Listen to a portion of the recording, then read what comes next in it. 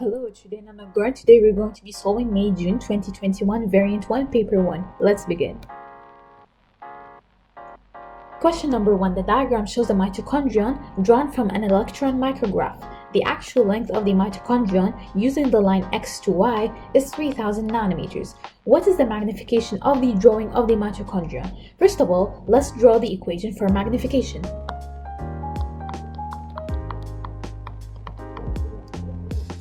Therefore, we have to divide the image size by the actual size.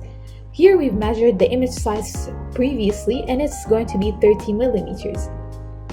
Now we have to convert it to nanometers so we can find the magnification. In this case, we multiply by 1000 to convert it to micrometers, then we multiply it by another 1000 to convert it to nanometers. In this case, the answer is going to be C. A specimen of plant tissue is observed twice with a microscope, firstly using red light with a wavelength of 650 nanometers and then using green light with a wavelength of 510 nanometers. What happens to the magnification and resolution when using green light compared to red light? So here we have a general rule we have to always remember, is that resolution is half the wavelength used to view it. Therefore, the lower the wavelength,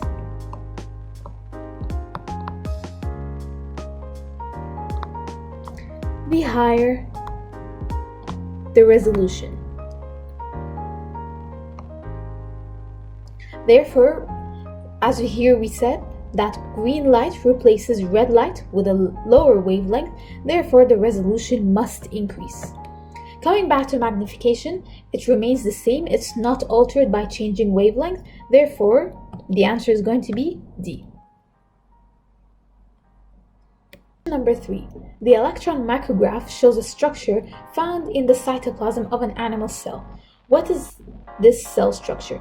As we can see here, there are 9 microtubule triplets. In this case, the only organelle that has this structure is going to be a centriole. I'll explain an extra part, and here we have the structure of cilia. The structure of cilia is going to be a 9+2 structure. 9 microtubule doublets, this time not triplets, as centrioles and its triplets, and 2 central microtubules. And the circular structure is called axoneme. Which cell structures contain nucleic acid? Golgi body? No, they do not contain nucleic acid. Lysosomes? Also, they don't contain nucleic acids. 3. Mitochondria. It must contain nucleic acids because it contains a circular DNA. Same with ribosomes. Ribosomes are made of ribosomal proteins and ribosomal RNA, which is a nucleic acid. Therefore, 3 and 4 is correct. The answer is going to be D. Which statements about mitochondria, chloroplasts, and prokaryotes are correct? 1. Mitochondria and chloroplasts have a fully permeable inner membrane and a partially permeable outer membrane. A fully permeable inner membrane is incorrect because they are both partially permeable, so 1 is incorrect. 2. Prokaryotes and chloroplasts have 70S ribosomes that are the site of translation and polypeptide synthesis. This is obviously correct. Both of them have 70S ribosomes. 3. Prokaryotes and mitochondria have an outer membrane and an inner membrane, folded membrane where ATP synthesis occurs. This is only correct for mitochondria, speaking about the outer membrane and an inner folded membrane. However, it's not correct for prokaryotes. So in this case, 3 is going to be incorrect. 4. Prokaryotes and mitochondria have a circular DNA where genes coding for information are located. Yes, this is correct. Both of them have circular DNA. In this case, 2 and 4 is going to be correct, so the answer is going to be D. Number 6. The very large 1000 nanometers Pandora viruses found in Chile and Australia are considered to be viruses because they cannot replicate their own genome and cannot make proteins. They also share essential structural features with other viruses. What are the essential structural features of viruses? First of all, as a general rule, we always know that viruses are going to be non-cellular or acellular, so this is correct. 2. They have a protein code. This is correct. In this case, the protein code is called a capsid. 3. Both DNA and RNA. This is incorrect. They cannot both be in the same virus. It has to be either DNA or RNA. And if a virus has only RNA, it's called a retrovirus.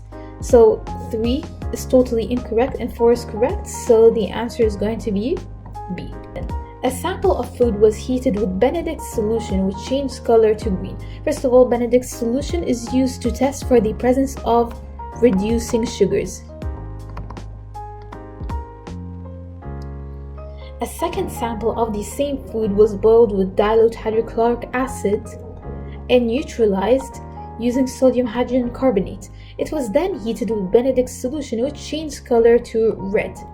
So let's break down the question. Here it says that the sample was heated with Benedict's solution, which changed color to green. It means that there are some reducing sugars present.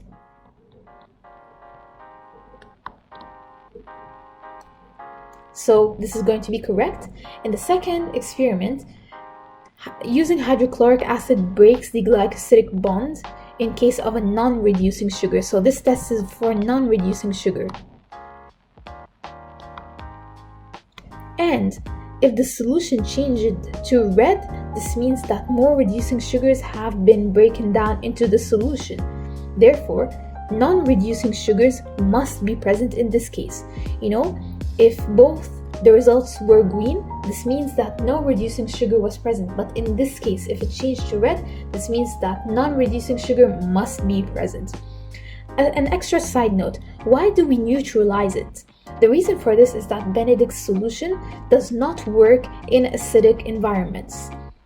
Therefore, reducing and non-reducing are present, and the answer is going to be C.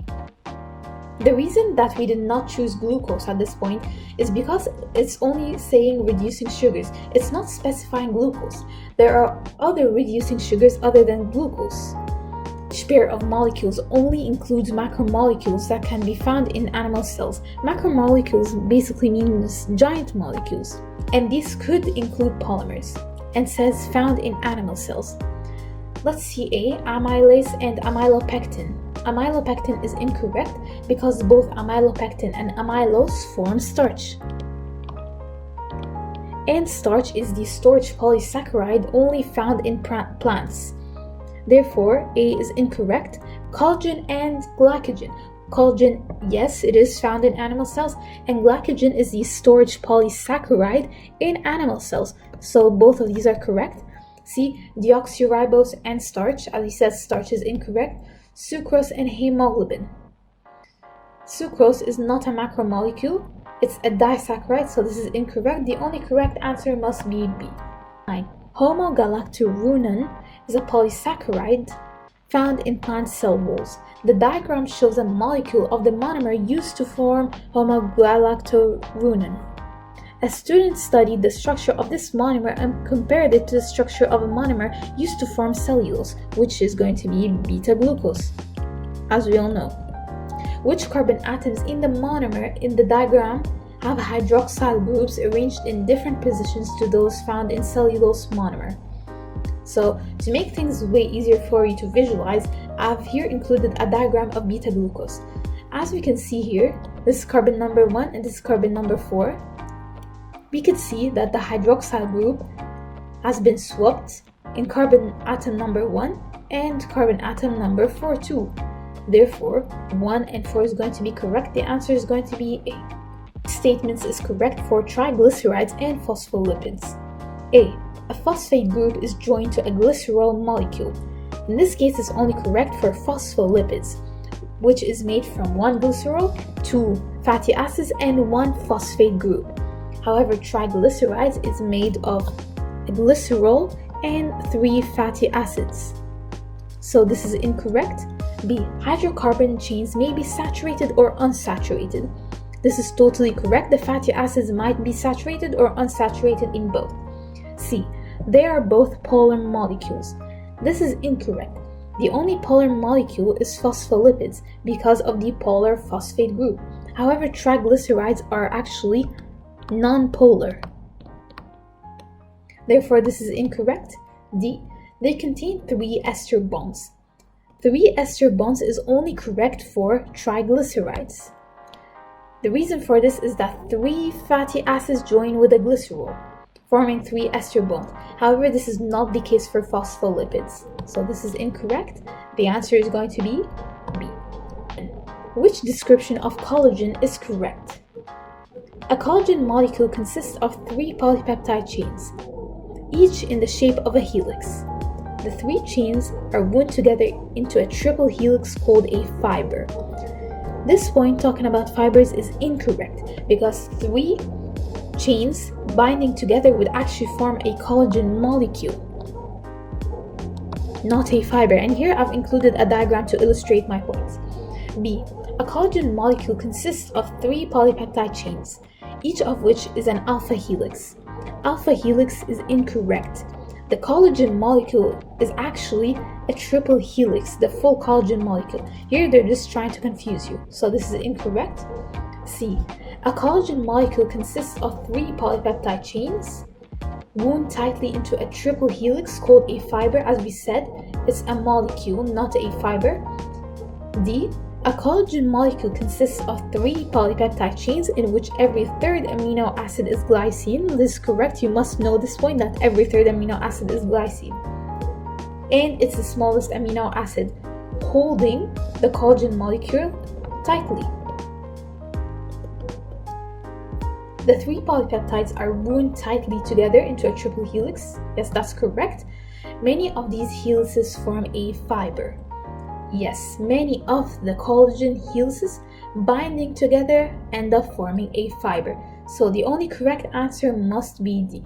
12. In a healthy human, the mean value of the number of hemoglobin molecules in one red blood cell is 260 million. How many alpha globin chains does one red blood cell contain in a healthy human? A fact that all students must know is that a single red blood cell contains 2 alpha globins and 2 beta globins. Therefore, to calculate the number of alpha globins, you must multiply the number of red blood cells by 2. So the answer is going to be C. 13. Which statements about peptide bond are correct? 1. It joins 2 monomers which are always identical to each other. This is incorrect because different amino acids have different R groups. So it's not necessarily identical. So this is incorrect. 2. It contains 4 different atoms. Here I've drawn a peptide bond and you could clearly see hydrogen, nitrogen, carbon, and oxygen. So it's correct. 3. It can be broken down by addition of water at room temperature. At room temperature is incorrect. You actually require a powerful heating and strong heating to be able to break that very strong peptide bond. Why? Because peptide bond is a covalent bond, which is a very strong type of bond. So this is incorrect. 4. It is important in the primary structure of proteins. This is correct because the primary structure is the sequence of amino acids, and the sequence of amino acids are put together by peptide bonds. So this is correct. The answer is therefore going to be D. Which graph correctly shows the activation energy of a reaction when an enzyme is added? First of all, let's see A. A is going to be incorrect. The reason for this is because here is the difference in activation energy. It's not actually the activation energy. The activation energy is here. So A and C are going to be both incorrect. And as we know that enzymes lower the activation energy by providing an alternative pathway. So let's see B and D. Just a side note, do not be confused. Enzyme catalyzed reaction both happens in endothermic and exothermic reactions. They both catalyze both endothermic and exothermic. So don't be confused if the products are higher than the reactants. This means that this is an endothermic reaction. D, the products are actually lower than the reactants. So this is going to be an exothermic reaction. Now coming back to the question, Here there's a slight error.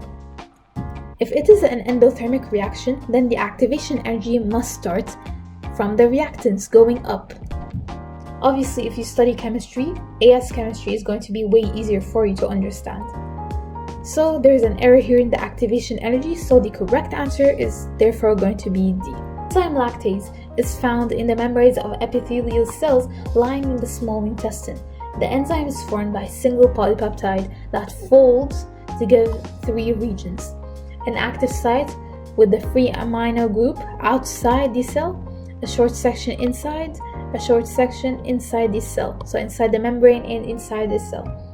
What type of amino acid would be found in each of the 3 regions? So outside of the cell, as we all know, there's extracellular fluid outside that cell. Therefore, it must be hydrophilic to be able to form hydrogen bonds with this extracellular fluid. And also for the inside the membrane, it must be hydrophobic, because we know that surface membrane has a hydrophobic core. So for it to be able to be stabilized inside that hydrophobic core, it must also be hydrophobic. Coming back to inside the cell, as we know that there's cytoplasm inside the cell. Therefore, it has to be hydrophilic to be able to also form hydrogen bonds with that cytoplasm. So the answer is going to be A. C. A student wrote 3 statements about cell signaling. Which statements are correct? So let's look at the statements. A signal chemical always has the same shape as a protein receptor on a target cell. First of all, it's not the same shape. As we all know, it's actually complementary shape to the target receptor, not the same shape. So this is incorrect. An increase in temperature may decrease the effect of cell-to-cell signaling. This is totally correct. The reason for this is when temperature increases, we know the kinetic energy of the protein receptor also increases. Therefore, some bonds end up breaking, like hydrogen bonds for example, changing the shape of that protein receptor. And as we know, if the shape changes, it becomes less complementary. So it may decrease the effect of cell-to-cell signaling. So this is correct. 3. A mutation may decrease the production of active protein receptors for the cell surface membrane. This is correct because, coming back to the last point, a mutation may cause different bond interactions, therefore also changing the shape of the protein. So the answer is going to be D. At which stages of the mitosis are chromosomes composed of 2 chromatids that are held together by a centromere? This is what a chromosome with 2 chromatids looks like. And here it's clearly before they are separated during anaphase. So the correct answer must be C. Because during anaphase, the 2 sister chromatids are actually separated by the spindle fiber. So now the chromosome exists as actually 1 chromatid, not 2 chromatids.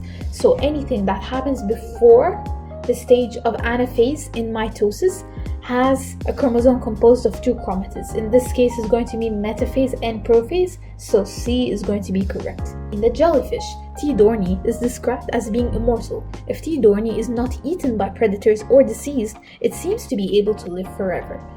There is no way to determine the biological age of T. dohrnii individual. Which feature of the cells in T. dohrnii could explain these observations? Let's start with A. A very long G phases in the cell cycle. This is incorrect because long or short phases playing with the phases alters the cell cycle, so it actually alters cell division. So both of these are incorrect. C. An ability to restore telomeres to their original length. This is actually correct because, as we all know, with each cell division, the number of telomeres decrease. And we all know that as telomeres decrease, the cell ages and more prone to death. So if it could restore telomeres, the cell never actually ages, even if it has divided unlimited number of times. So the answer is going to be C. 19.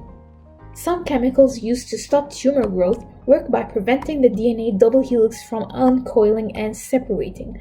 During which stage of the cell cycle would they act?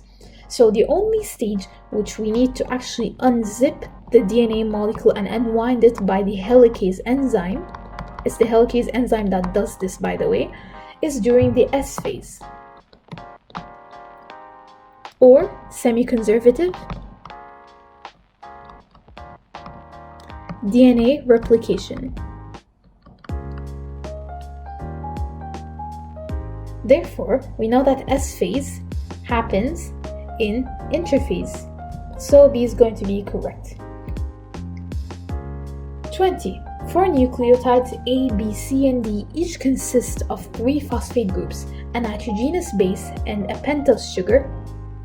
Characteristics of the base and sugar components before they are joined to form each nucleotide are shown in the table. Which nucleotide could pair with the adenine base? So here, pair with the adenine base during DNA replication. So as we all know, thymine nucleotide pairs with adenine via 2 hydrogen bonds. Coming back to the question, ring structure of nitrogenous base.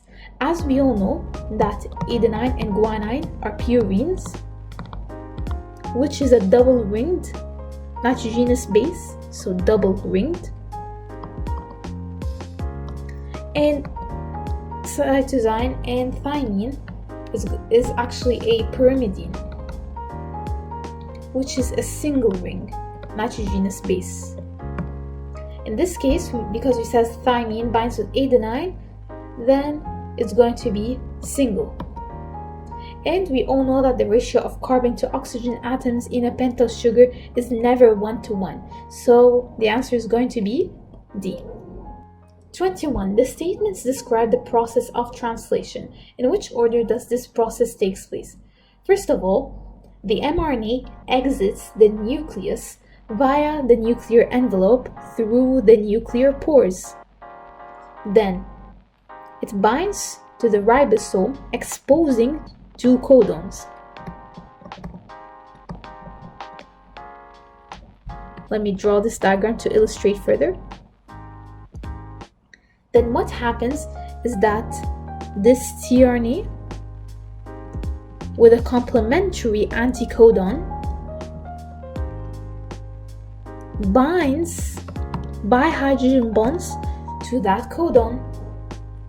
Then once they have binded, peptide bonds are formed between those complementary amino acids.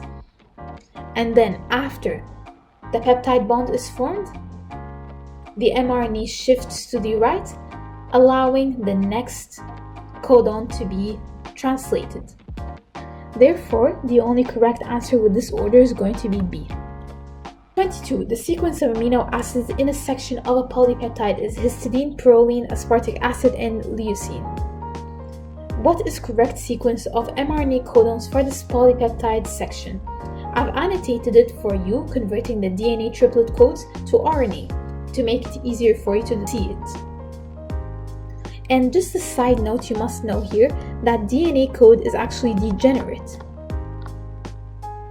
So more than one codon could actually code for the same amino acid. So in this case, if you had followed the pattern that I've annotated for you, the answer is going to be B. What contributes to the upward movement of water in a xylem vessel of a plant? 1. Cohesion of water molecules by hydrogen bonding. Of course, cohesion helps the upwards movement, and cohesion is when water molecules form hydrogen bonds between each other due to their polar properties. So this is correct, to adhesion of water molecules to cellulose walls of the xylem vessels by hydrogen bonding. Yes, this also helps the upward movement. The reason for this is that water molecules are attracted to cellulose due to the hydrophilic properties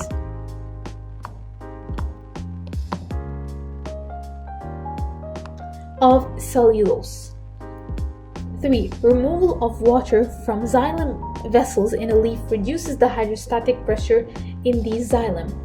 Of course, if there's so much water upwards and it has been removed, and there's less water downwards, the hydrostatic pressure is lowered. So you would ask, but how does this contribute to the upward movement of water in a xylem vessel? What happens is that transpiration pull now happens. So this is correct, and the answer must be A. The diameter of a tree trunk usually decreases slightly during the day, which changes in the environment factors during the day could cause the diameter to decrease even more. So let's just break down the question. Why does the diameter decrease? The reason for this is due to tension. As we all know, as transpiration increases, the diameter decreases.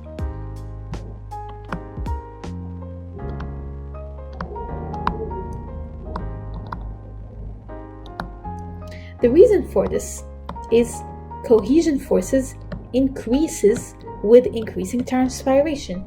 And if cohesion forces increases, then tension happens, pulling the xylem vessel elements inwards, causing the diameter to decrease. So in this question, we are actually looking for the factors that increase the rate of transpiration even more. So increased light intensity is correct, increased temperature is also correct, and increasing wind speed is correct. So the answer is going to be D. Number 25. The diagram shows a transverse section of a stem. Which area is the phloem? So one thing you must distinguish by eye in a vascular tissue is that sclerenchyma and xylem vessel elements are always going to have larger circles than the phloem, which is going to have smaller circles. So this part is going to contain the xylem and the sclerenchyma, which is actually lignified, by the way, like xylem, which is also lignified. Separating the xylem and the phloem is a layer called the cambium. And then the smaller looking circles are definitely going to be the phloem. So the answer is going to be B. The diagram shows a xerophytic leaf in different conditions P and Q. Which statements describe the difference between the cells in layer Y in conditions P and Q? 1. More negative water potential in P than Q. As we all know, this is definitely going to be correct because a more negative water potential in P basically means it's plasmolysed because it has less water.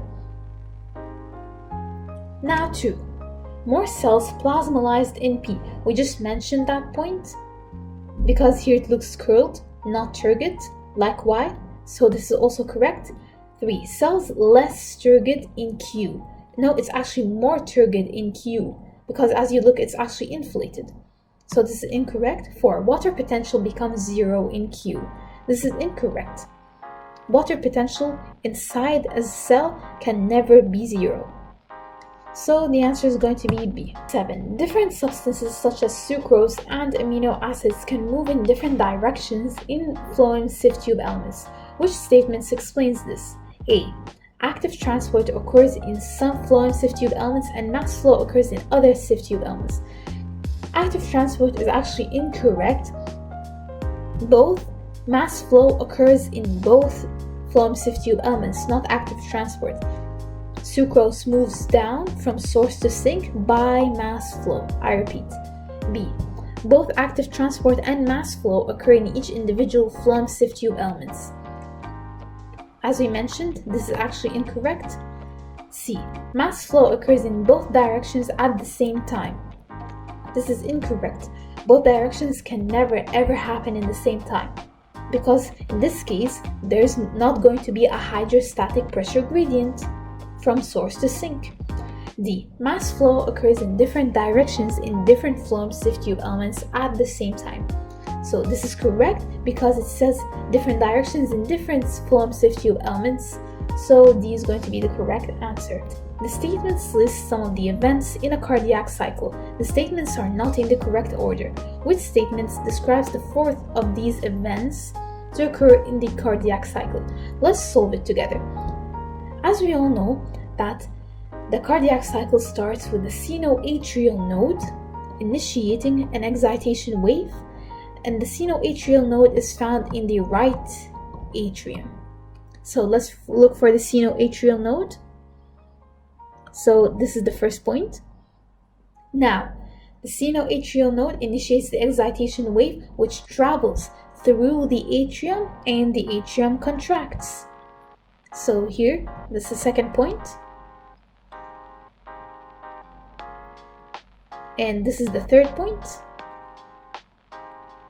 Then, once the excitation wave reaches the atrioventricular node, the AVN, it delays the impulse for a fraction of a second. This is correct. It actually delays it for 0.1 seconds. The reason for this is that the atrium contracts first before the ventricle.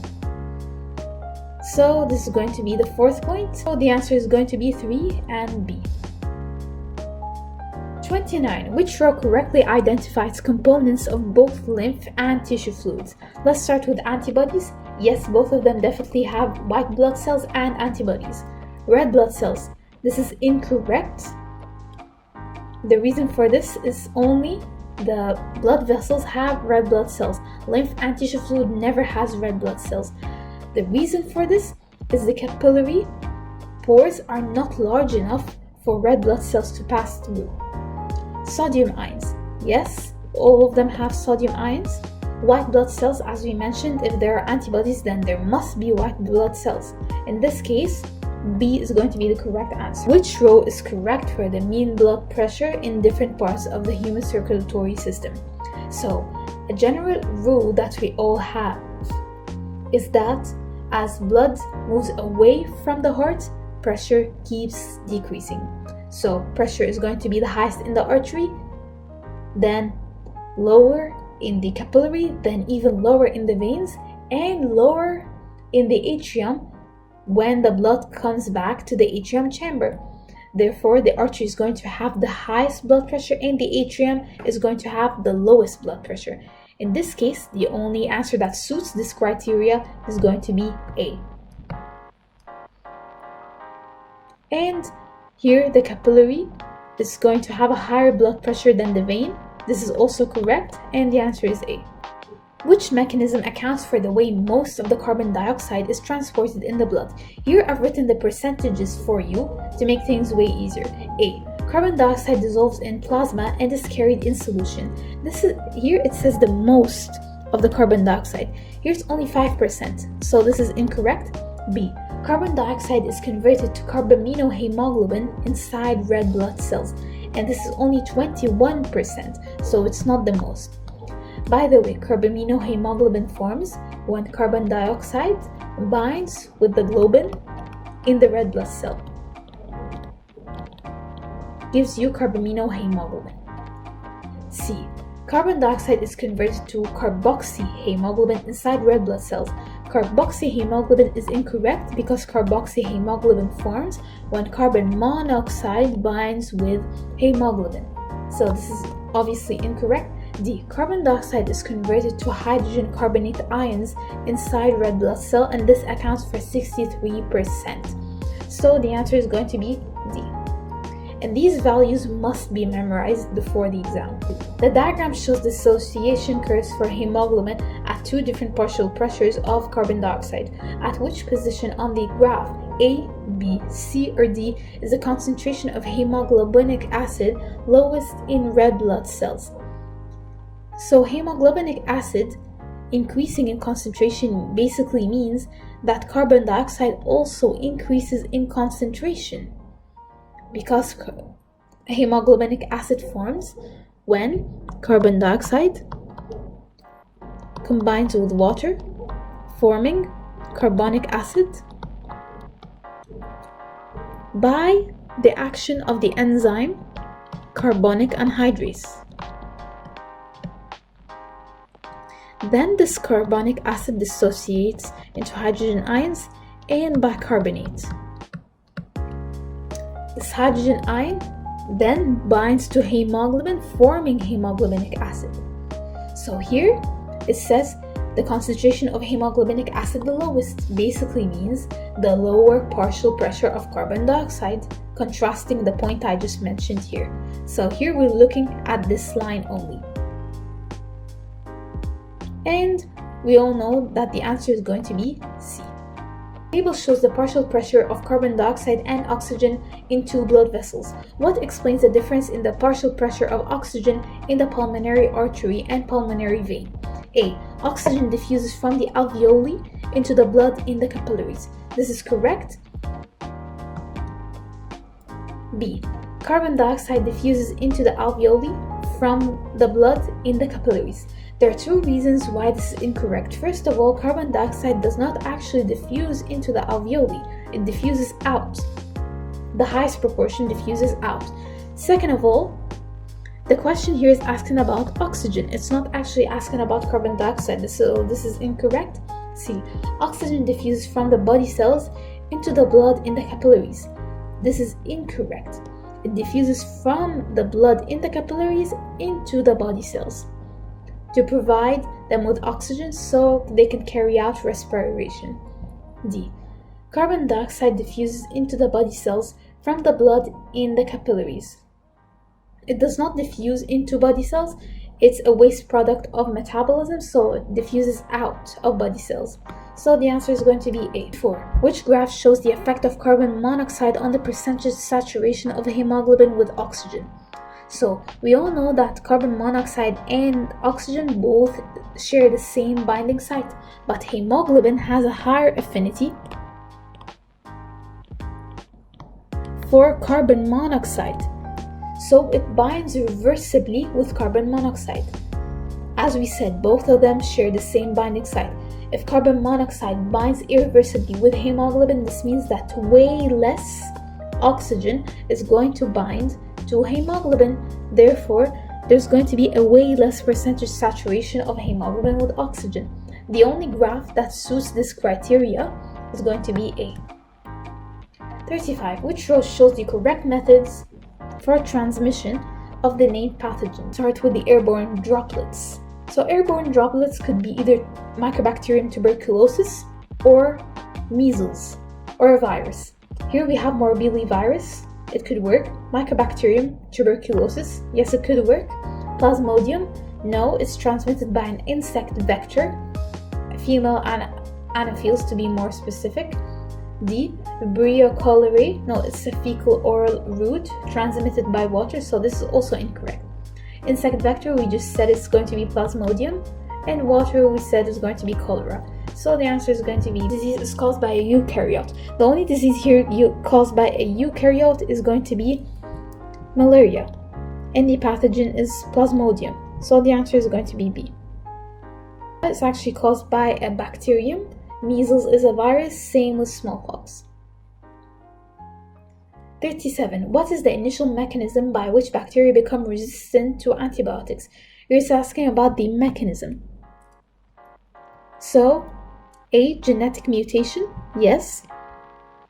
During a genetic mutation, bacteria may acquire a gene that allows it to become resistant to an antibiotic. B. Overuse of antibiotics. This is a method, but it's not the mechanism, so this is incorrect. C. Natural selection. This is incorrect. The patient's not finishing a course of antibiotics. Coming back to the point here, is saying the mechanism, not the causes. So the correct answer is going to be T8. What are the functions of T lymphocytes? 1. Production of cytokines. Yes. T helper lymphocytes.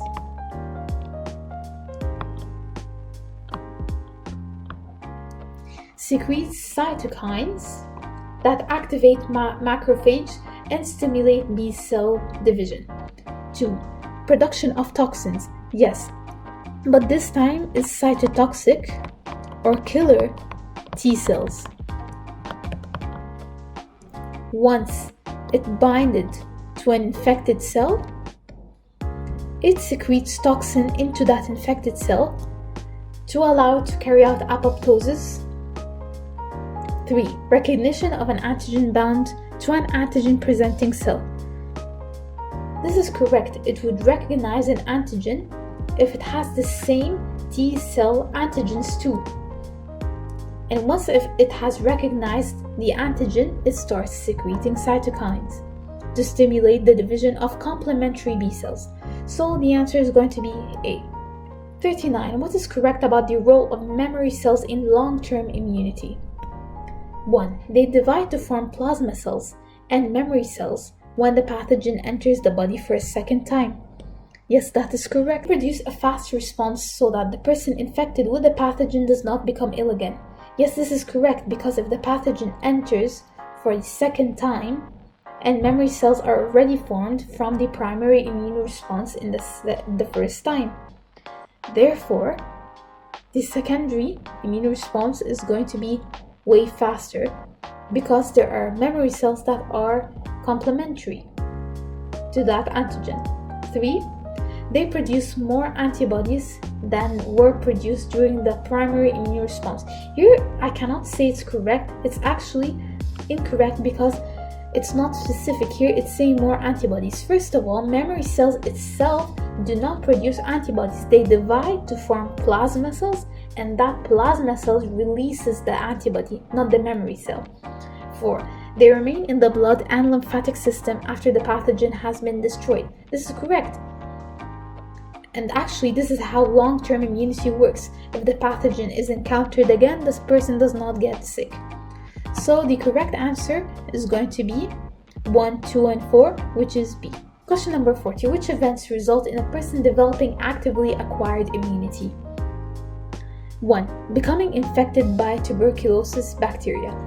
Obviously, this is correct because a primary immune response takes place and it's actually natural active immunity.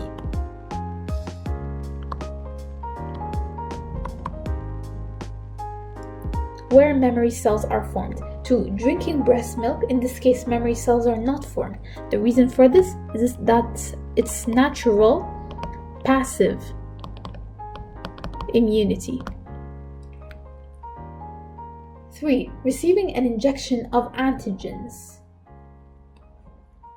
Yes, an injection of antigens basically means a vaccine, and vaccine stimulates a primary immune response and memory cells are formed.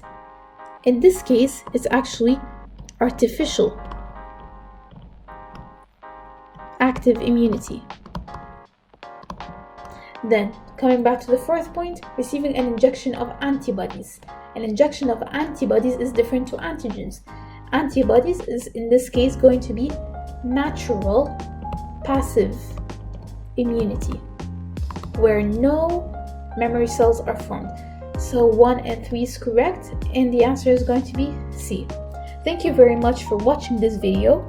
If you feel that this channel is useful, I'd highly appreciate it if you would subscribe and like this video.